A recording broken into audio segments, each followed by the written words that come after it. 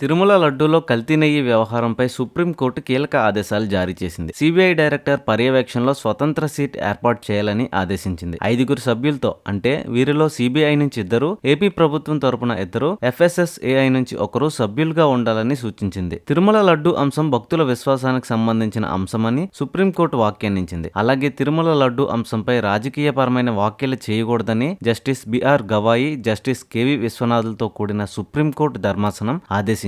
అంతకుముందు కేంద్రం తరపున సాలిసిటర్ జనరల్ తుషార్ మెహతా సుప్రీంకోర్టుకు తన అభిప్రాయాన్ని తెలిపారు. తిరుమల లడ్డూకు సంబంధించిన మొత్తం అంశాన్ని పరిశీలించానని, సీట్ సభ్యులపై ఎలాంటి సందేహాలు లేవన్నారు. అలాగే తిరుమల లడ్డూపై వచ్చిన ఆరోపణలలో నిజం ఉంటే ఆమోదయోగ్యం కాదని అభిప్రాయపడ్డారు. తిరుమల శ్రీవారికి దేశవ్యాప్తంగా భక్తులున్నారని, సీనియర్ కేంద్ర అధికారి పర్యవేక్షణ ఉంటే మరింత విశ్వాసం పెరుగుతుందనే అభిప్రాయాన్ని వ్యక్తం చేశారు. తిరుమల శ్రీవారి లడ్డూ ప్రసాదం తయారీకి కల్తీ నెయ్యి వినియోగించారన్న ఆరోపణల అంశంపై సుప్రీంకోర్టులో మాజీ MP Subramanya Swamy, YSRCP MP YV Subba Reddy, Sudarshan TV editor Suresh, Vikram Sampath అనే భక్తుడు పిల్ దాఖలు చేశారు. లడ్డూ కల్తీ వివాదంపై దాఖలైన అన్ని పిల్స్ కలిసి అక్టోబర్ 1వ తేదీన సుప్రీంకోర్టు ధర్మాసనం విచారణ చేపట్టింది. ఆంధ్రప్రదేశ్ ప్రభుత్వం ఏర్పాటు చేసిన సిట్ ని కొనసాగించాలా లేక స్వతంత్ర దర్యాప్తు సంస్థను ఏర్పాటు చేయాలా అనే అంశంపై కేంద్రం అభిప్రాయాన్ని కోరింది. ఈ మేరకు అభిప్రాయం చెప్పాలని సాలిసిటర్ జనరల్ తుషార్ మెహతాకు కోర్టు సూచించింది. ఈ అంశంపై మళ్లీ గురువారం మధ్యాహ్నం 3:30 గంటలకు విచారణ జరగ్గా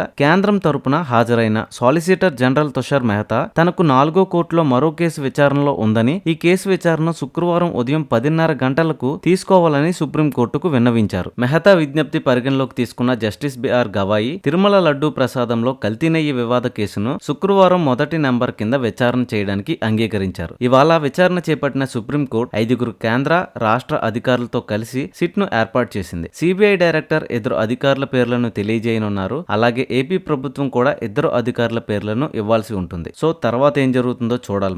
మరిన్ని అప్డేట్స్ కోసం సబ్స్క్రైబ్ కొట్టు మావా.